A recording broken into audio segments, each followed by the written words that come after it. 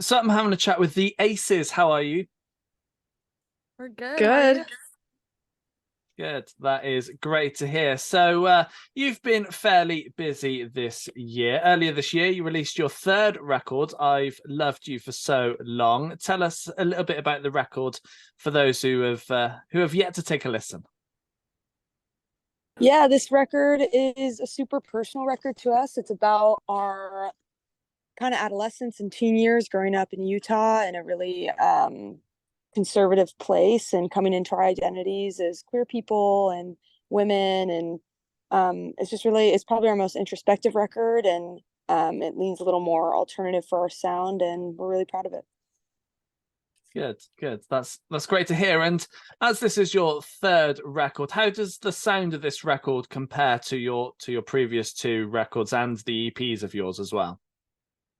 I think with this record, especially, we wanted to kind of go back to our roots of how we made music and kind of inspired by kind of more like garage band, like 4-piece. And yeah, we got super experimental with did everything analog. And it was also just the four of us and our producer Keith Barron that worked on it, which is something we haven't done in the past. So yeah, we tried a lot of new things on this record. Yeah, definitely inspired by how we made music when we were kids. Yeah, yeah, good. And when it comes to the writing side of things, how do tracks normally start off for you guys? The process evolved a couple different things on this record. But usually it'll start with me and Crystal doing lyrics and melody a bit with a little bit of a bass track, and then we'll all come in together and kind of start jamming and finish it up and kind of lay all the parts down. But we tried a lot of different things, like kind of we were talking about how we wanted to revert to how we made music as kids. Is we wanted to kind of go old school style and just sit in a circle with everyone on their instrument and just have our producer hit record and just capture whatever was going on while we jammed. And we got Suburban Blues that way, and I think that song is super reflective of kind of that vibe we're talking about, that kind of Mm. garage band, indie, that kind of basement indie rock sound. Yeah, good. And with three records in now, do you feel like you've found what sound you want to create, or is there more scope for you to try more things and to see where it takes you? I think that we're constantly evolving our sound. I think that's an interesting question because I think each record and each different phase of life brings new inspiration, and you're constantly listening to new things and constantly finding inspiration from new places. And we'll always have our kind of roots of our sound, I think, but I think we are always evolving in our sound and what's inspiring us in the moment. Mm. Yeah, good. And as the record is now out, you must have started work on more new music. Have you put thoughts towards record four yet? We've just started to sink our teeth into that a little bit, and we're kind of experimenting with a little bit of a different vibe than what we had going on this one. But yeah, we're at the very tippity top of that creative venture right now. Nice. That's good for your fans to hear. And when it comes to putting your albums together, you must have written more than what's made it onto these records. What happens to those? Do you consider them again for next time, or do you kind of bin them off and start again? Um, yeah, it depends. It's there's a lot of songs that get written. This record was a little different though. We were super intentional about this record, and this record has more of an overarching theme and kind of through story. I think this is the closest thing we've probably ever made to a concept record. So there was less tracks that we wrote outside of what made the actual album. I think there's maybe only 10 songs that were made outside of this record versus other albums. There's been 50 plus songs that didn't make the record. So those songs, sometimes they find a home, sometimes they don't. Sometimes they just collect dust in a Dropbox folder. But we'll see what happens with the ones that didn't make this one. Yeah, for sure. And I've gone on your website to look at potential tour dates. It's looking a little bit empty at the moment. What's the plan for doing some shows and into next year as well? Yeah, so we just finished our 6-month world tour. Mm. So we've been basically on the road for the majority of this year and are now just home resting and starting to write again. But yeah, we have plans to go to more new places. It was really fun on this world tour. It was the first time we were able to go to a lot of new territories. So we went to like Australia for the first time.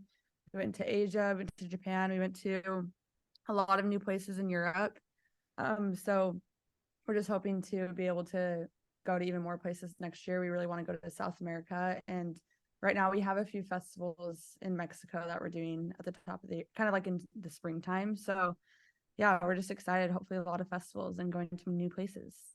Yeah, I think you've semi-answered my next question here in that having toured so many different places now, where haven't you been to that you do want to go and play? Yeah, I think South America is a big one. Brazil, I think we want to go to more places in like Asia, like Southeast Asia. We all honestly just want to go everywhere. Just take us to all the places. Yeah, I'm sure you can't wait to go to those places. And I'd like to welcome Crystal to the chat. Hello, Crystal. Hi, sorry guys, how are you? That's all right. We're good. We're coming towards the end of the interview, but as I've got you here, we'll talk a little bit about lyrics as well. When you've created the music for your releases, how easy is it for you guys to put lyrics to the music that's created? I think it depends. Like sometimes it's super easy and the concept is kind of just there.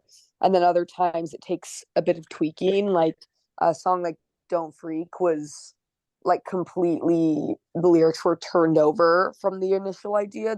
Like the initial idea was something more along the lines of like a romantic relationship. And then we were like, oh, we don't feel like that's what we want to talk about on this song. And then it was turned into like a full song about mental health. So sometimes it takes a second and then sometimes it's kind of easy and it flows, but it just kind of depends on the song, I think.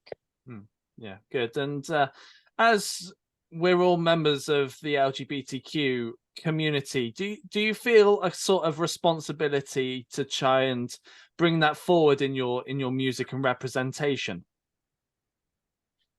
I mean, I think there's a level of that, but I think the initial reason why, we were so open about our queerness is because we just really didn't want to censor any of our art. And, like your ability to love and engage in relationships, romantic relationships with people is such a massive part of your life. And so to omit that or omit the details of that, because we are a very like vulnerable kind of personal band, and the way we write is just that way. So it felt to us more like we did it for ourselves because we didn't want to omit who we were. And but then as the fan base has really grown and we've seen what an impact it's had on our fan base and on the people that listen to our music, now I think there is maybe a responsibility in a way. It feels more of like I'm trying to find the right word to use. Like I feel really honored that we get to do that.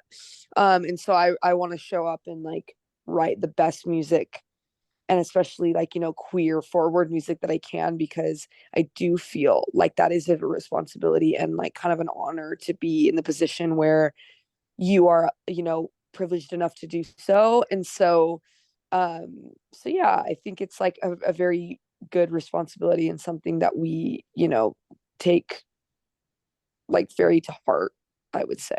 Yeah, for sure. Well, guys, it's been a pleasure having a chat with you all.